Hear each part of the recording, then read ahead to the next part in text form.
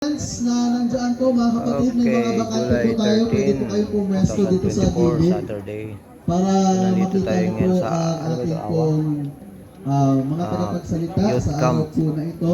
Dito po may mga bakante po dito, pwede po ninyong dalhin ang inyong mga upuan. Yan, kaysa po dyan po kayo pumwesto sa likod, mayroon po dito magandang pwesto po para maganda po ang inyong, maging maayos po ang inyong pakikinig. Okay, so ngayon pong morning na ito ay kasama po ng ating pong Sabbath celebration ay ang ating pong baptism na bunga ng ating pong ikam. So ang ating pong mga districts ay nagdala ng mga kabataan, nag-invite upang sa araw na ito ay sila ay mabinyagan.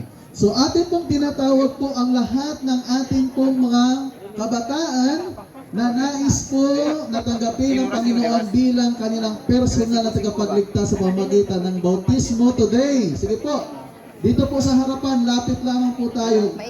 Noong nakaraang gabi ay mayroon po tayong almost 30 na mga kabataan po na nag-decide na ipagkaloob ang kanilang buhay sa Panginoon. Sige po, meron pa po dyan.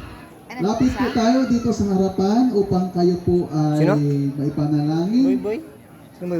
At kayo po ay ma-approve upang kayo po ay mapabinyagan sa tanghaling ito.